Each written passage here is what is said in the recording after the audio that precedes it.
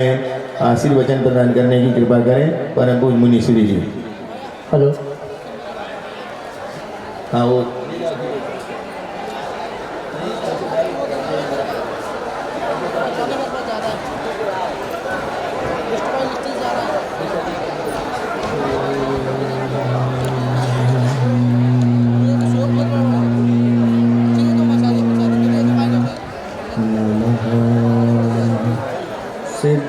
सिद्धेभ्यः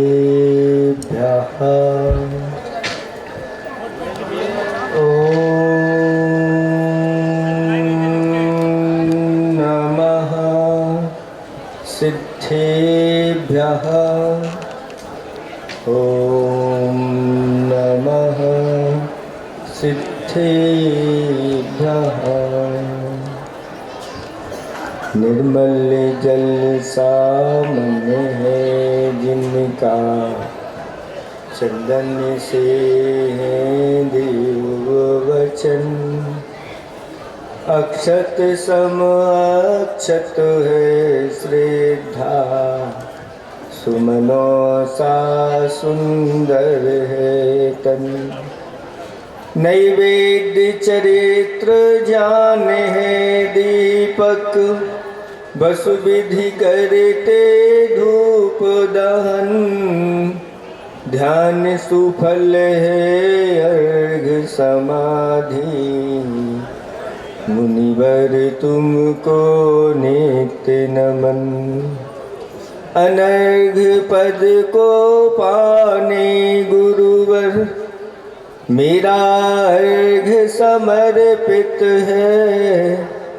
एक जीवन क्या सौ सौ जीवन गुरुवर तुम्हें समर्पित है। ऋषिवर तुम्हें समर्पित है। देवादिदेव 1008 कैवल्य कमलापति श्री आदिनाथ भगवान की। देवादिदेव 1008 वर्तमान शासन नायक महावीर भगवान की। परम पूज्य 108 आचार्य प्रवर गुरुवर श्री विद्यासागर जी महामुनिराज की। 3 कम 9 करोड़ मुनिराजों की। पंच कल्याणक महामहोत्सव की।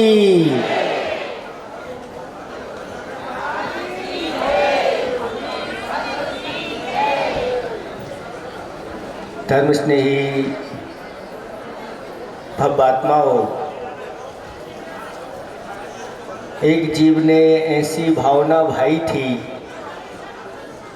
स्वराज्य हमारा जन्म सिद्ध अधिकार है। हमारा स्वराज्य क्या है? हमारा स्वराज्य हमारे भीतर बैठा हुआ, आत्मा के भीतर बैठा हुआ अनंत चतुष्ट रूपी अनंत गुणों का साम्राज्य हमारे अंदर विद्यमान है। लेकिन कर्मों ने उसको अपने अधिकृत करके रखा हुआ है। और जब व्यक्ति इस बात को जान लेता है, वह मन में ठान लेता है कि अब मुझे अपने स्वराज्य को प्राप्त करना है, तो सबसे पहले वह मिथ्यात्व से मुक्ति को प्राप्त हो जाता है, यानी सम्यक दर्शन प्राप्त कर लेता है। क्योंकि कर्म बंध के जो प्रत्यय हैं उसमें पहला प्रत्यय मिथ्यात्व है। और जब मिथ्यात्व से मुक्ति हो जाती है तो वह सम्यक दृष्टि अभी असंयमी रहता है, फिर आगे बढ़ता है और महाव्रतों को धारण करता है, तो अविरति से भी मुक्ति उसकी हो जाती है।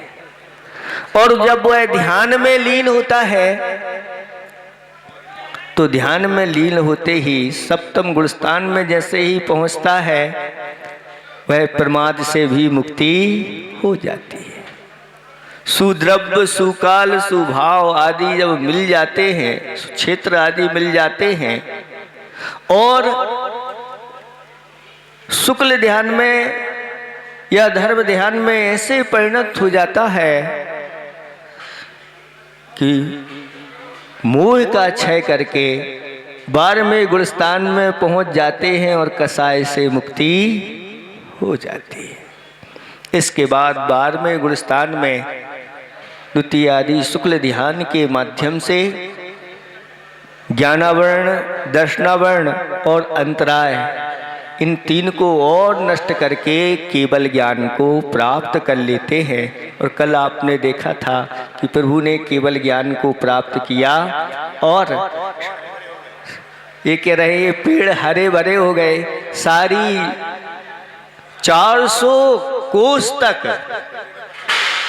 सुभिक्ष वहाँ पर फैल जाता है, सभी ऋतुओं के फल फूल आदि आ जाते हैं और भगवान का वह समोषण बहुत लंबे समय तक विहार करता हुआ, धर्म की प्रभावना करता हुआ, जब आयु के मात्र 14 दिन बाकी रह गए थे और उन्होंने अपने योगों का निरोध किया। उस योगों के निरोध के माध्यम से फिर उन्होंने केवली समुद्घात किया और केवली समुद्घात के माध्यम से आयु के बराबर उन्होंने अपने बाकी के जो बचे हुए कर्म थे उनको समान बना लिया। आचार्य भगवंत कहते हैं कि योग समुद्घात के माध्यम से स्थिति घात तो किया जाता है, लेकिन अनुभाग घात नहीं किया जाता। योगों का जैसे ही अभाव होता है और वह अयोगी बन जाते हैं, 14वें गुणस्थान में पहुंचते हैं, वहां पर पुण्य का सर्वश्रेष्ठ अनुभाग वहाँ पर विद्यमान रहता है। उस अनुभाग के ऊपर बैठ कर के ही बाकी के बचे हुए जो 4 अघातिया कर्म होते हैं उनको नष्ट करके एक समय में जाकर के सिद्धालय में विराजमान हो जाते हैं और हमेशा हमेशा के लिए अब उनकी मुक्ति हो जाती है, सभी कर्मों से रहित हो जाते हैं। ज्ञान शरीरी त्रिविध कर्ममल वर्जित सिद्ध महंता। अब उनका ये शरीर छूट गया है, अब मात्र ज्ञान ही जिनका शरीर है और तीनों प्रकार के कर्मों से वह रहित हो गए हैं और जितने कर्मों के परमाणु आदि होते हैं वो सब यहीं छूट जाते हैं और ऐसे अनंत गुण उन सिद्ध आत्मा के अंदर प्रकट हो जाते हैं और हमेशा हमेशा के लिए वह शाश्वत सुख को प्राप्त कर लेते हैं। जैसे दूध होता है और दूध में शक्ति रूप से घृत विद्यमान रहता है, ऐसे ही शक्ति रूप से हमारे अंदर भी वह शुद्ध आत्मा विद्यमान है, लेकिन उसकी व्यक्ति अभी हो नहीं पा रही है। लेकिन जैसे ही उस दूध को जमाया जाता है, उसका फिर मंथन किया जाता है, उसमें से नवनीत निकलता है और नवनीत को भी अग्नि पर तपाया जाता है और एक बार वह शुद्ध घी बन जाता है, फिर पुनः वह वापस दूध के रूप में परिवर्तित नहीं होता। उसी प्रकार एक बार सिद्धालय में विराजमान हो जाते हैं तो फिर पुनः संसार में वापस नहीं आते, क्योंकि यह संसार कैसा है? छार छार भर है भरा रहित सार संसार, मुँह उदय से लग रहा सरस सार संसार। इस संसार में छार ही छार भरा हुआ है।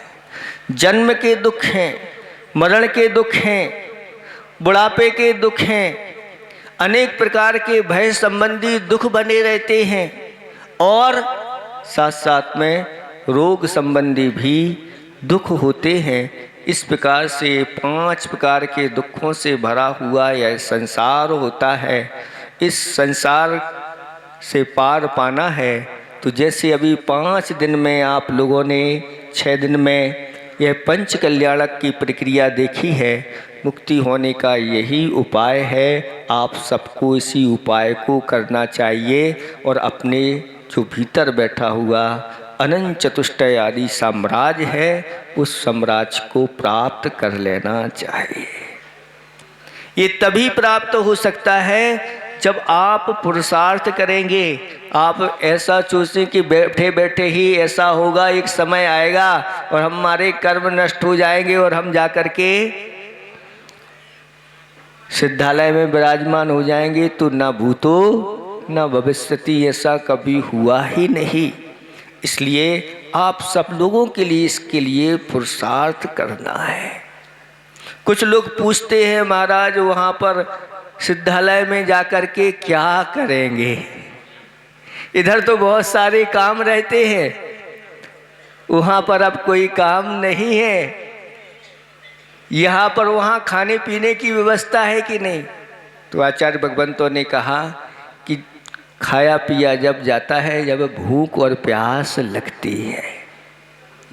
भूख प्यास का वहाँ अभाव हो गया है, वहाँ पर किसी प्रकार के कोई शरीर आदि है नहीं, तो रोगों की बात ही नहीं, वहाँ पर किसी प्रकार का रोग शोक आदि ये सब चीज़ें नहीं होती।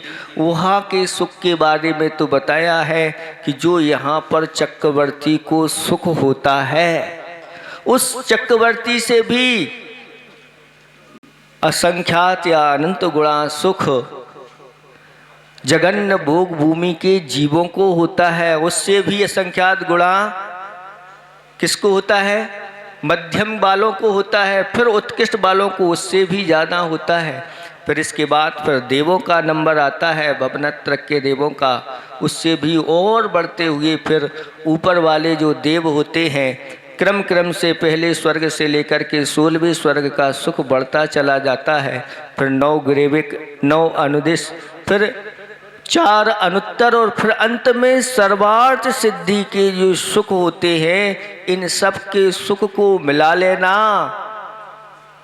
और एक समय का सिद्धों का जो सुख होता है वह भी उनसे अनंत गुणा सुख होता है। ऐसे उस सुख में निरंतर वह निमग्न रहते हैं।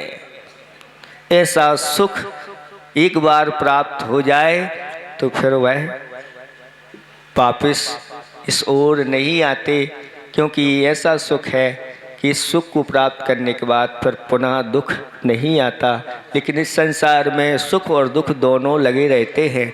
सुख इंद्रिय सुख और कर्म जनित दुखों से वह ऊपर उठ गए हैं, अब अतीन्द्रिय सुख में ही निरंतर वह लीन रहते हैं। इस तरह से आज प्रभु को मुक्ति हो गई और आप लोगों के लिए भी मुक्ति हो गई। यानी अब आप लोगों के हार मुकुट आदि आदि जो संकल्प किए थे उस संकल्प से भी आपकी मुक्ति हो गई है।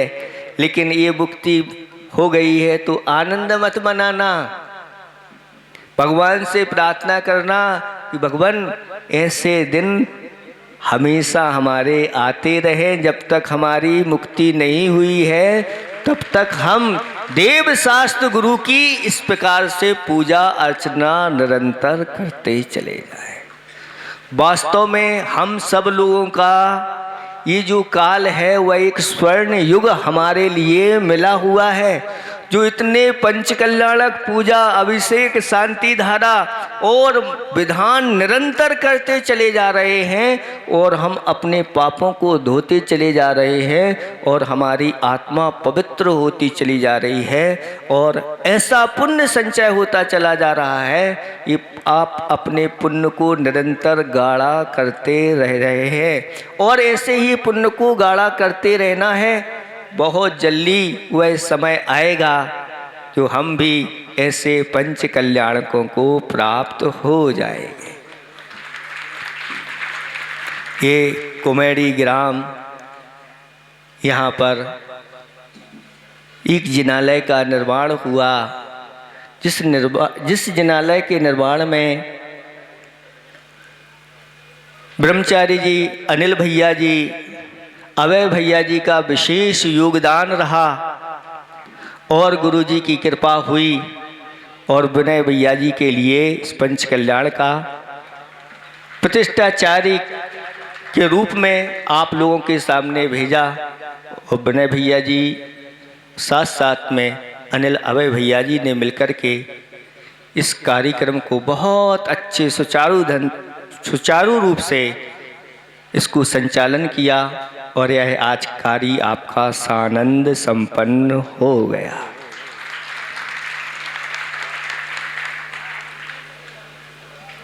ये तो हो गया है, लेकिन अभी आगे का और आप लोगों को एक तुलसी नगर का भी पंच कल्याणक बृहद रूप से होने जा रहा है।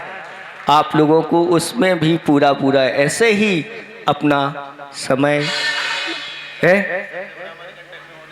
और भैया जी कह रहे हैं पूरे भारत का क्या पूरे विश्व का सबसे बड़ा अगर कोई पंच कल्याणक होने जा रहा है तो वह ऐसी गर्मी में अमरकंटक की वह ठंडक में ऐसा महापंच कल्याणक जहाँ पर सहस्त्रकूट में हजारों प्रतिमाओं का वहाँ पर भैया जी कह रहे हैं हम तो जाने पर हम कैसे नहीं जा पा रहे। हम पहुँचेंगे, जरूर पहुँचेंगे और हमारा मन तो गुरुदेव के चरणों में हमेशा लगा रहता है। हमारा हृदय उनके हृदय चरणों में रहता है। हम भी वहाँ पहुँचेंगे, भावों से पहुँचेंगे। गुरुदेव से प्रार्थना है कि वो जल्दी से जल्दी हमें अपने चरणों में बुला लें।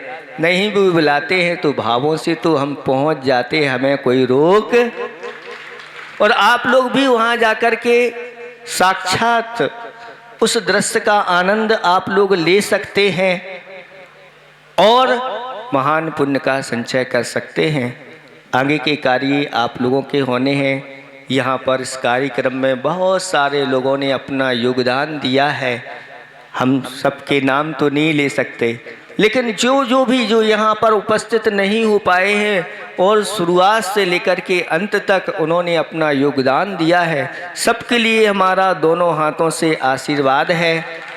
और ऐसे ही आगे के कार्यों में आप लोग योगदान करते रहें और आगे के कार्य ऐसे ही सानंद संपन्न होते रहें।